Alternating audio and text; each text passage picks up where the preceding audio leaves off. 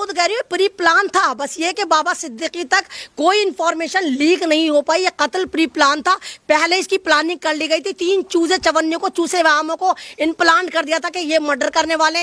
एक को पकड़ा नहीं, 2 को पकड़ लिया, फुसाल में रहते हैं, झोपड़ी में रहते हैं, 2.5 लाख में मरा। यह हसम होने लायक बात है कि कोई बंदा 2.5 लाख में बाबा सिद्दीकी जैसी शख्सियत को मारता है। वो आतंकवादी है, वो माफिया है जो चंद टुकड़ों के लिए किसी का भी मर्डर करवा देता है।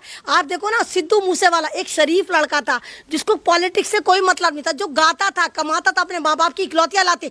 इन हीरों की बटालियन ने उस बच्चे को मार दिया है ना। अब यहाँ पर जाके अब मुसलमानों का शिकार, कभी किसी का शिकार। तो ये सारे मुसलमानों की क़यादत को खत्म करना चाहते हैं। मुझे तो ये जो खुशवरों के झुंड है जो इंसानियत का कत्ल करते फिरते हैं। अरे तुम्हारे बाप ने अगर तुम्हें दूध पिलाया, जाओ चाइना से फाइट करो, चाइना को भारत से भगा करो। अगर तुम्हारी माँ ने तुम्हें दूध पिलाया है, तुम अपने बाप से अगर तुम पैदा हो, चाइना पे जाके हमला करो। शर्मा नाम का व्यक्ति है वो, लेकिन जिस लिहाज से उनको माफियाओं द्वारा मरवाया गया, तो ये वाली बात साबित होती है कि भारत में मुसलमानों के लिए किस कदर नफरत बढ़ गई। आपने देखा कि किस तरह शहाबुद्दीन को जेल में मरवा दिया जाता है। आपने देखा कि किस तरह अतीक अहमद को पुलिस कस्टडी में मार दिया जाता है। आपने देखा कि मुख्तार अंसारी को किस तरह जेल में जहर दे के मार दिया जाता है। सारे के सारे मरने वाले मुसलमान थे।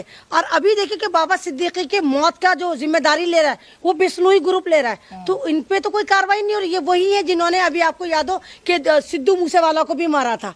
तो ये मतलब ये जेल में रह के भी गैंग माफिया चल रहा है। तो इनके ऊपर हाथ किसका है, कौन इनको लीड कर रहा है, कौन इनको सुपारी देके मरवा रहा है। बाबा सिद्दीकी की मौत से किसको फायदा हो सकता था। सच्चे हिंदू है, मतलब अगर वो सच्चे हिंदू है, तुम्हारे नजदीक वो सच्चा हिंदू है जो मुसलमानों को मारेगा, जो इंसानियत का कत्ल करेगा, तुम्हारे नजदीक वो सच्चा हिंदू है। यानी अगर मुसलमानों को मारते रहो और क्या नाम है, एक समाज के उभरते हुए लोगों को मारते रहो। आप सिद्धू मूसेवाला को मारा था, यानी अगर कोई सरदार को मारेगा तो वो सच्चा हिंदू होगा।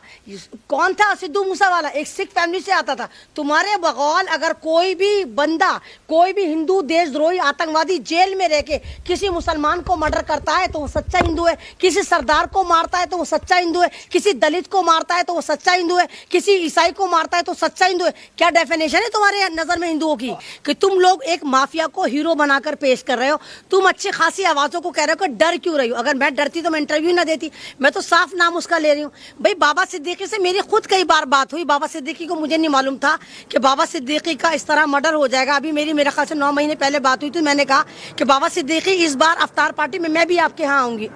तो उन्होंने कहा हाँ मैं बुलाऊंगा। फिर मैंने कहा तो मजाक मानते थे आप? नहीं, बहन मानते थे, क्या मानते थे, पॉलिटिकल नेता के तौर पर, क्योंकि मैं उनको जानती थी कि अफ्तार पार्टी करते हैं। बहन हुई, हाँ बहन हुई, एक समाजी कार्यकर्ता भी थे, एक नेता थे।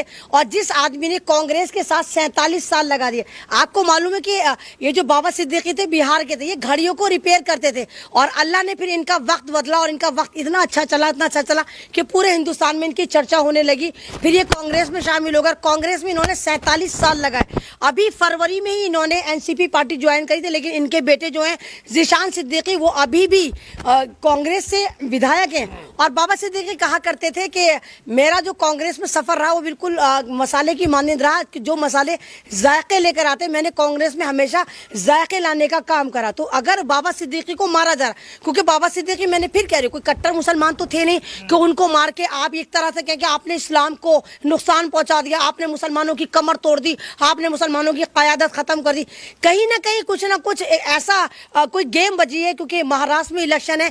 कहीं ना कहीं आप ये देखिए कि बाबा सिद्दीकी को बलि का बकरा बनाकर महाराष्ट्र की पॉलिटिक्स में नया उफान लाने की कोशिश करी जा रही है। लेकिन सवाल ये है कि सलमान खान किस तरीके से देख रहे हैं कि जितने भी, चाहे ऑपोजिशन का लीडर हो, चाहे वो सत्ता पक्ष का लीडर हो, सभी ने जो है इसकी निंदा की है। अभी जो क्या फडणवीस साहब है वो भी पहुंचे थे, उसके बाद तो मैं एकनाथ शिंदे हैं वो भी फौरन बयान दिया। नहीं, देखो एक नाथ शिंदे, अरे सवाल सुन लीजिए। एक नाथ शिंदे ना सवाल तुम यही करोगे, क्या करोगे? एक नाथ शिंदे की तो नाकामी है। अरे जब बहुओं से चोर मरवाओगे तो रिजल्ट ऐसे ही आएगा। एक ऑटो ड्राइवर को आपने पूरी सत्ता उठाकर दे दी, उससे ना तो सत्ता चल रही है, ना लोग चल रहे हैं, ना पूरा महाराष्ट्र चल रहा है। आप ये देखिए कि लॉ एंड ऑर्डर पर सवाल है कि अगर एक नाथ शिंदे एक कौड़ी का आदमी नहीं है, जब भी तो इतने बड़े बड़े लोग वहां पर मारे जा रहे हैं। आप ये देखिए कोई घर में नहीं मारे गए बाबा सिद्दीकी उस वक्त मारे गए, उस वक्त उन पर हमला हुआ जब वो अपने बेटे ज़ीशान सिद्दीकी के ऑफिस के बाहर खड़े थे और आते हैं माफिया आते हैं उनके। और हाँ, कमाल की बात और सुनो भाई, ये तो तुम्हें पता ही नहीं है,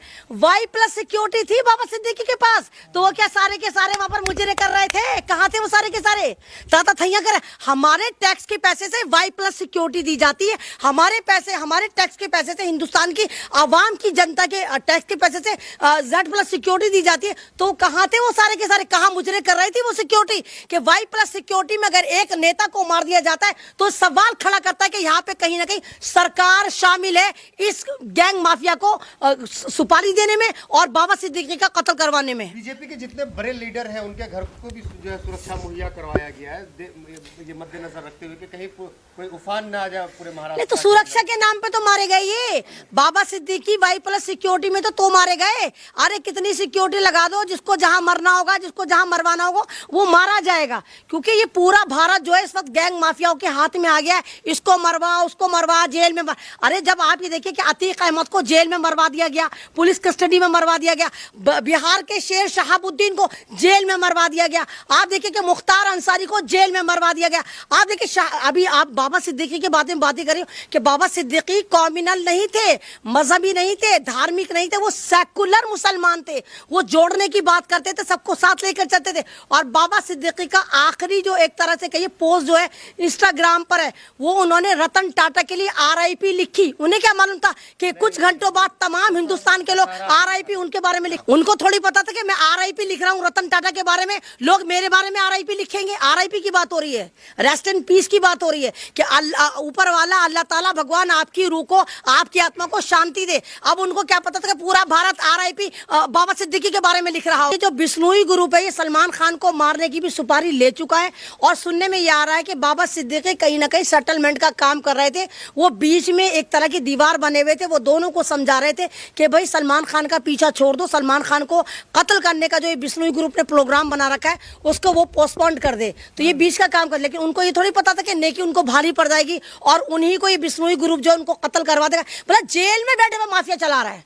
मतलब हमारी सरकारें तो सही चल नहीं सेंटर में बैठकर, वो गुजरात की जेल में बैठ के पूरा सही तरह से आतंकवाद का एक तरह से पूरा गैंग माफिया चला रहा है और जेल में बैठा जिसको मर्जी उड़वा देता है, जिसको मर्जी मरवा देता है। तो यानी कि अब जो हमारी सरकारें वो जेलों से चल रही हैं, गुजरात की जेलों से चल रही हैं। मतलब सरकार सेंटर में बैठी भी हमारे इंसाफ देने में नाकाम है, लेकिन बिश्नोई ग्रुप जिसको मर्जी मरवा देता है, जिसको मर्जी उड़वा देता है। भेजेंगे बिश्नोई ग्रुप पे तो लानत तो है उसके ऊपर। आप अगर किसी एक बंदे को मारते तो लानत है। चंद टुकड़ों के लिए, चंद पैसों के लिए आप किसी को भी कत्ल करवाते। 2.5 लाख की सुपारी थी जिसमें बाबा सिद्दीकी को मारा गया। मात्र 2.5 लाख में? अरे 2.5 लाख मुझसे ले जाता, बाबा सिद्दीकी की जान बख्श देता।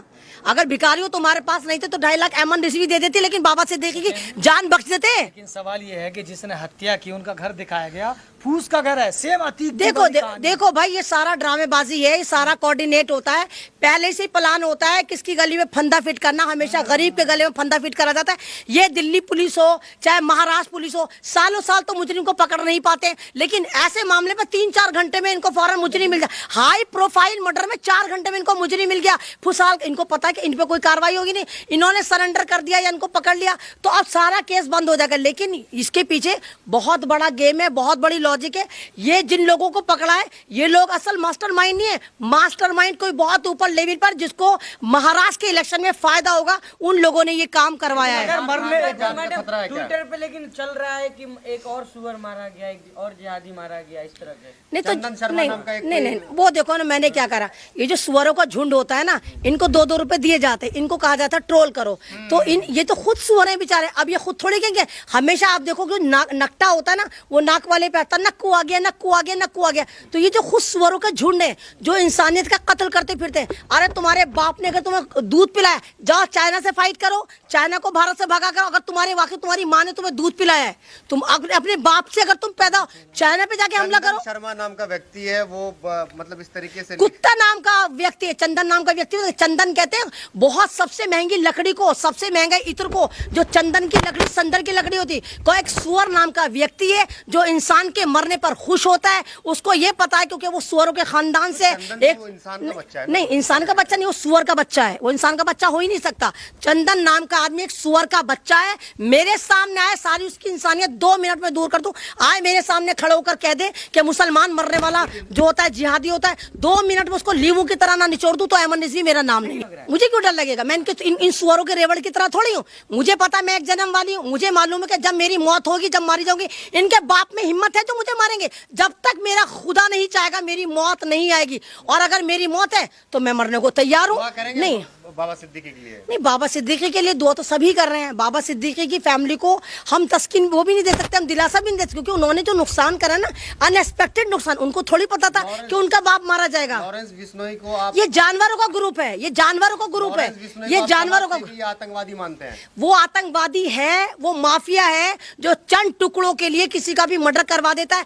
आप देखो ना, सिद्धू मूसेवाला एक शरीफ लड़का था जिसको पॉलिटिक्स से कोई मतलब नहीं था, जो गाता था, कमाता था, अपने माँ बाप की इकलौतियां लाते। इन हीरों की बटालियन ने उस बच्चे को मार दिया है ना। अब यहाँ पर जाके अब मुसलमानों का शिकार, कभी किसी का शिकार। तो ये सारे मुसलमानों की क़यादत को खत्म करना चाहते हैं। मुझे तो डर है आजम खान का, मुझे डर है आजम खान के बेटों का, मुझे डर है जितने भी मुसलमान हैं, मुझे उनका डर है। मुझे ओवैसी साहब का भी डर लगता है कि कहीं ये लोग ओवैसी साहब तक पहुंच जाए। जो भी मुसलमान उठता है, देश की बात करता है, इंसानियत की बात करता है, ये लोग उसको टपकाने की कोशिश करते हैं। और इनका सीधा कनेक्शन कहीं ना कहीं सेंट्रल गवर्नमेंट से होता है। सेंट्रल गवर्नमेंट वैसे तो कुछ कर नहीं सकती, ये अपने पाले हुए माफिया गुंडों को जो जेलों में बंद कर रखे, जेल में भी ये प्री प्लान बंद है, क्योंकि जेल से मरवाने का मतलब है भैया देखो हम इसको कैसे पकड़े, ये तो खुद ही जेल में, बोला जेल में रह के मरवा रहे हैं ये। लेकिन सवाल यह है कि जैसे बाबा की हत्याएं कर दी गई, रवि बिश्नोई नाम का जो गैंग चला रहा है, लेकिन मीडिया चुप है, खामोश है। जिस तरह से अगर मुसलमान इस जगह पे हत्या करता तो फिर क्या होता? अबे कैसी बातें कर दो,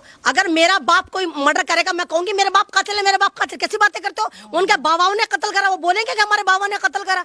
मैं खुद कह रही हूँ प्री प्लान था। बस ये कि बाबा सिद्दीकी तक कोई इंफॉर्मेशन लीक नहीं हो पाई। ये कत्ल प्री प्लान था, पहले इसकी प्लानिंग कर ली गई थी। 3 चूजे चवन्नियों को, चूसे वामों को इन प्लान कर दिया था कि ये मर्डर करने वाले। एक को पकड़ा नहीं, 2 को पकड़ लिया, फुसाल में रहते हैं, झोपड़ी में रहते हैं, 2.5 लाख में मरा। यह हजम होने लायक बात है कि कोई बंदा 2.5 लाख में बाबा सिद्दीकी जैसी शख्सियत को मार दे? हजम होने लायक बात है?